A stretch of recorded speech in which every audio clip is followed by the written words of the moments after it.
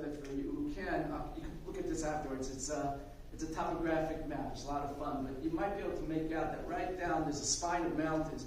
You know what? I don't know if you can see that from where you are. It's in Israel, right? We have the coastal plains, and then we have like this spine of mountains that are going to run right in the middle of the country. Over here is Harei Yehuda, Harei Binyamin, Ephraim, Menashe. We actually live right about over here. And over here, I get over the mountains. What am I going to hit? They have all these mountains are like a cliff that drops down, and 400 meters. And then this is all Midbar Yehuda. How come this is a Midbar desert? And here's the Jordan River Valley, Dead Sea.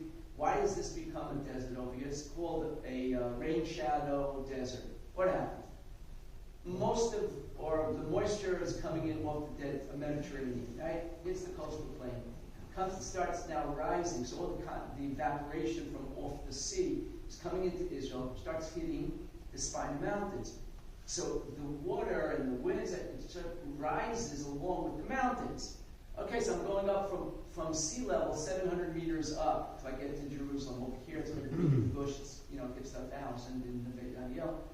That's a lot, 700 meters up, that's pretty good. What does that come out to? About, over 2,000 feet. What happens when the water rises? It's cooler. When it gets cooler, it rains. And then it condenses and it rains. Okay, so what's happening is that everything is raining. So everything is raining, the rain starts coming down. This way God made the Eretz Yisrael. The rain is coming down on the top of the mountains. As soon as you go over, all the rain is spent. Not much left. There's a little bit right away at the beginning over here, so you have a little bit of grazing lands. That's how come we find that who needs grazing land for sheep? Shepherds. And Nevi'im, prophets. David Melech, Yirmiyahu, they're all shepherds. David's living in Beit Lechem, so it's right about over here. Yirmiyahu's right about here, and Yirmiyahu's in Anatot, right over here. They're right off of Yerushalayim. About a day's walk from the city. Get to the city, all they need is from the city, but that's where they're shepherding. So that's what's happening over here. In fact, like if you go to Yerushalayim, okay, for those who've traveled, anybody, you could picture in your mind, you're standing on Rehov King George, on King George Street, at the top of Ben Yehuda. Sound vaguely familiar? Sure. Okay. So if you're up there, you look at Ben Yehuda. Which direction of Ben Yehuda from King George? It's going down, right towards the east. It's like you stand in the same spot, and then you just turn like this, right? And you look in the other direction. Now you're looking at Rehov Petzalel, Rehov, Grippus, with Shukis. Which direction is that heading? West. It's going down, also towards the west. King George Street, right? King George Street is going to be, that's the old, Derech Lavot. That's the road, this is the beginning of time that runs to the top of the mountain. But it really is the top of the mountain. It's the watershed. Waters come down, anything from King George towards the west is going to head down towards the Mediterranean. Anything down from King George and towards the east is going to head down towards the Dead Sea. If you're standing at the Great Synagogue, same thing, think about it. At this the corner of the Great Synagogue. So on one side, towards the east, you're going to have Rehov Agron. That's going straight down, right? That's downhill. If you walk just a bit and you're Rehov Ramban, that's going downhill the other direction. It's very cool that it's so sharp, the top of the mountain and where the water's going to. So that's the watershed. Meaning that if I'm over here on the top of the hills, if I'm anywhere, Yerushalayim, anywhere in Midbar Yehuda, anything that lands on the mountains and is a little bit slanted on, from the top of the mountain towards the east, is going to start running down.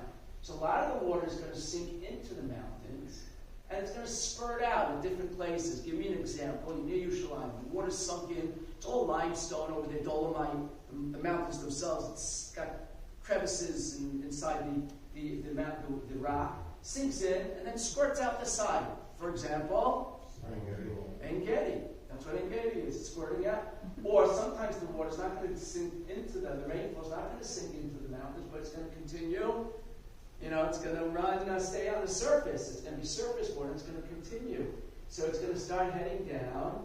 And now this is what happens. If you're here, like this, if you're going to be over here, we're at En-Gedi actually in this picture, right? So a friend of mine was on a bus, and she sent out, when it rains in Jerusalem, right?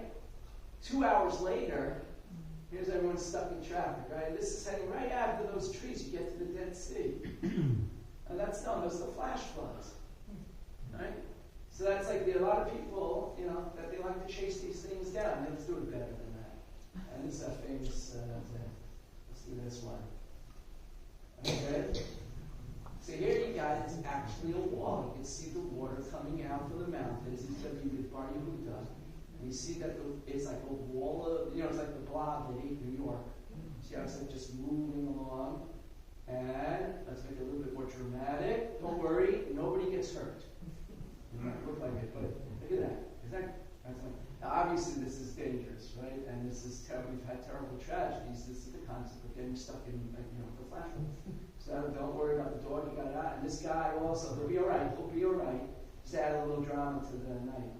There you go. He got away. Right? So this is the force of it. When I was in yeshiva in our first year, we were actually invited Kelt. And